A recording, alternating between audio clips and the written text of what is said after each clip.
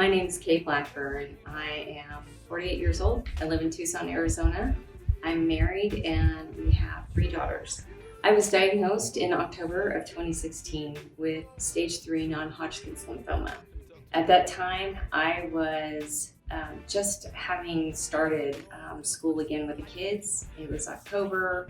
It was actually Halloween. And earlier that year, we had moved into a new house, gone through a huge kitchen remodel that was very stressful. And I was excited about starting off the fall and starting into my own personal business of being a wellness coach for a direct sales company. I originally was diagnosed with something very non-aggressive, straightforward. I thought that I could get through like 6 rounds of chemotherapy and be done. After 5 rounds, we did a PET scan and it showed that the non-aggressive cancer had turned into something very rare and aggressive. Then I moved to another hospital and under another oncologist and went through more intense treatment, which was successful in shrinking tumors but not putting me into remission. It was at that time I started to become a little desperate because of the aggressiveness of my cancer that we looked into clinical trials, and I was lucky enough to get into one. The trial was very experimental at the time, and I thought it's got a 30% chance that it could work, and so we put a lot of faith into that. It was really very hard to hear that after the trial, the disease was exactly the same. I went home, they said, we'll just monitor at this point. And I realized I had to do something.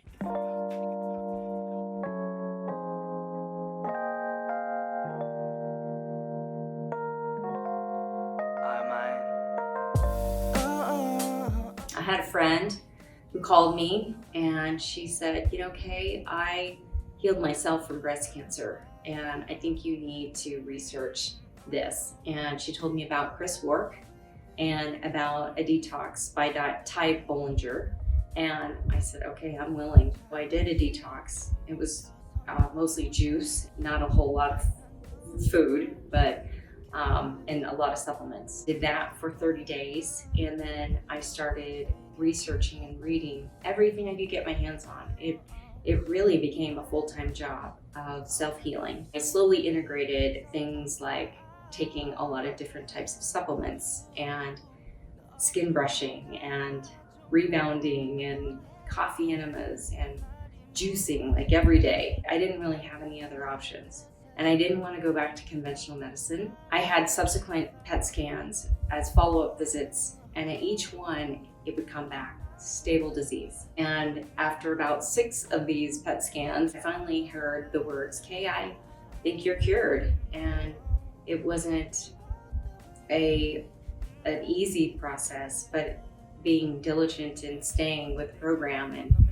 and praying a lot ultimately got me to a point where I finally realized I can live with this. Even if it's stable, I can live with it.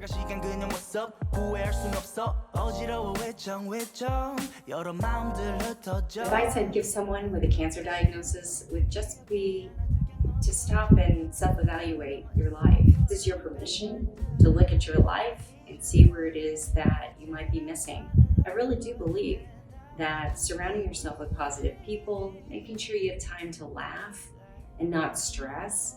I mean, sure, yes, you have to do things to clean up your diet and make sure you exercise and support your immune system, but really the positivity, right? And prayer for me, that was a huge one. It's praying and having people pray for me.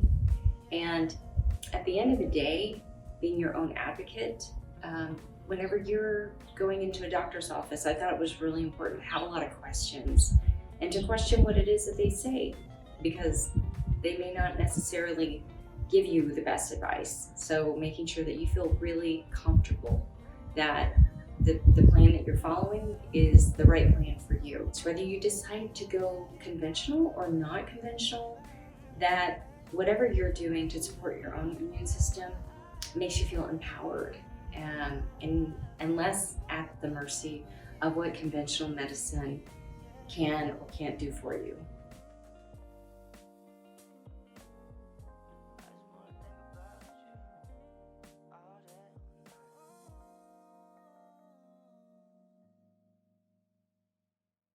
Thanks for watching, and don't forget to hit the subscribe button below.